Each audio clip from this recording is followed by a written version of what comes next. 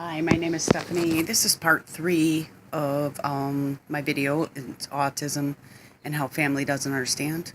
I want to go back to a few things when he was little.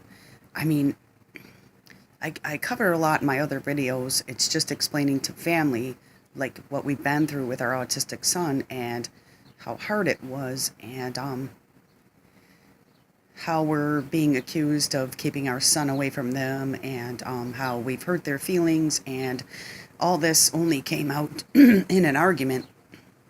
And the person who came out and said it was speaking for the whole family because they're using words like all of us and we, and this is one person talking about it. But, you know, back when our son was little, there was a lot of other issues. Here's another example.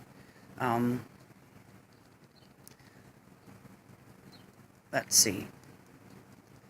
One time, I didn't understand how this happened. I was actually having a conversation the other day, but my boyfriend worked nights, and we were home alone a lot at night. And what happened was I went to go put the garbage outside, and it's on the deck. We had a little dog too, and he was on a chain that could only go so far, but it would be parked to the deck and parked down on the grass. And then so I went out and I put the garbage out, and I tried to put it away from the deck so that way the dog wouldn't get into it, because he had done it before. And so when I did, the kid was behind me somehow, and he shut the door, and I got locked out of our own house. It was winter. I had shorts on. I had his work boots on, and I didn't know what to do. He had just started this job. I believe that's how it was. And he couldn't be allowed to have phone calls at work, and we never had enough money to have cell phones, and so I couldn't like text them or anything. I mean, back then I think they had pagers, which we couldn't even afford the bill on the pager because autism cost a lot of money. So I had to, my brother had a house key, and it was late. None of my neighbors were up, but my dad had a friend that lived, I'm going to tell you what, it would be like 2 blocks away, but you have to take a shortcut through the park, and the snow was like a foot deep, and I'm in workbook shorts, no coat, nothing, locked out of my house. Should you bust the window, how could I get in? So I ran as fast as I could. It took me like 6 minutes to get to her trailer, and I made the phone call to my brother, and he came to open the door. But the whole time, if you think about this, the kid was home alone in the house by himself, and he's only like, I think 3 or 4, and I can see him through the window. He climbed up, which he would climb on everything, on top of dressers and everything. It was the strangest thing. Autistic kids do the strangest things. But I could see him through the window, the kitchen window, and he has the water on, climbed up the counter, has the water on, playing in the water. And you're going, oh my God, what if it's too hot? What if it's this? What if it's that? What if he gets a knife? You're like, who am I going to go to call? Who am I going to this? And even in emergencies, my boyfriend couldn't have calls at work. They weren't allowing it. So my brother comes, opens the door, this and that. Okay, we're back to normal. The kid was fine. Thank God nothing happened to the kid. And there's been so many instances like that. And I'm talking 3, 4, 5, 6. Didn't start talking to his 6.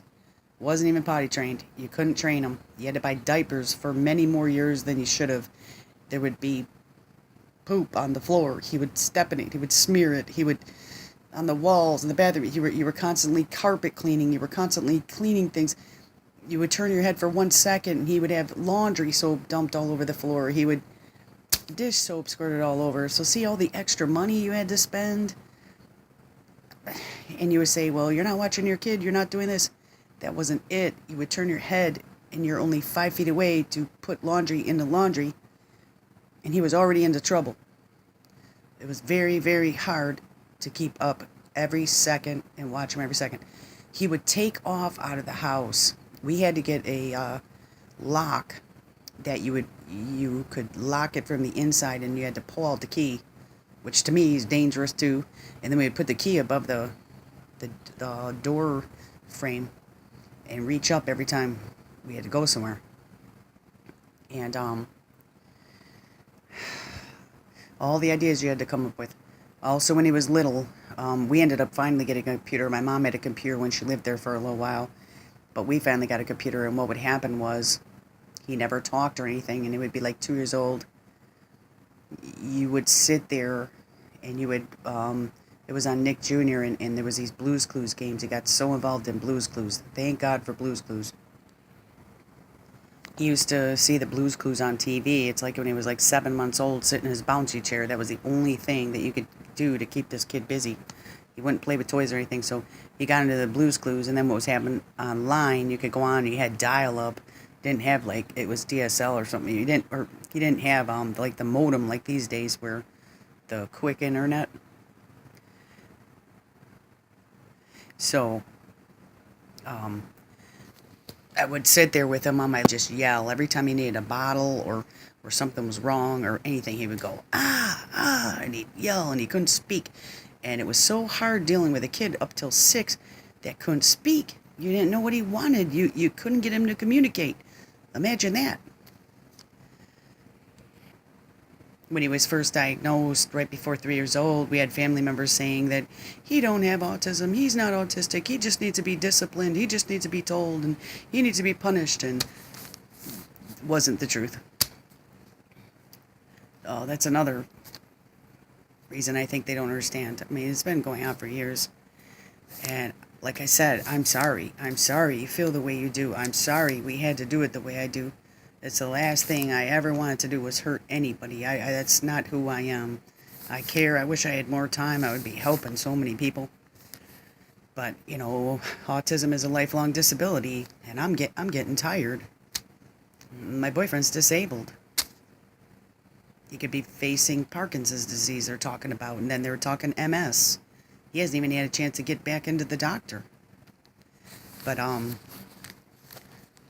like I said already, he didn't talk till he was 6. He didn't sleep through the night till he was 10. He didn't start getting on meds until he was like 12, and then they would only do like one. Didn't work. Went through a bunch of med changes. Finally, at about 15, they got him on an antipsychotic, which is doing wonders. And then when he was 15, that would be like 4 years ago. That would be 2013. Gets on the better meds. But then it didn't happen until 2016 where the school started going on outings and having extra help to teach these kids to go out in the environment and stuff. And what helped is because he's with other kids just like him, other kids that scream too, other kids still to this day, autistic kids that don't even speak. And I thank God every day. I really feel like sitting, I don't think I finished that, but sitting with our kid like 10 hours straight on a computer waiting with dial-up AOL for this button to push, the play button to play the game, and it would take like 45 minutes to load. But I sat there, I couldn't even get up to pee, I couldn't get a coffee, I couldn't do nothing. I couldn't do nothing. And that's what I want to say about him and I, my boyfriend and I. I wish people could realize that my boyfriend and I haven't even had a life. We don't even get to do things together. The family is saying things that they don't get to see the kid. We in our family don't even get to spend time together. We're not to that point yet. We're just now starting to do things together. It was never possible. Now hopefully we can start getting out to maybe a restaurant. Maybe we can then get out to a park. Maybe we could get with other people. Maybe we could, try more things. But the other problem is money. We don't have any money to do anything. We don't even make it month to month because that's how broke we are.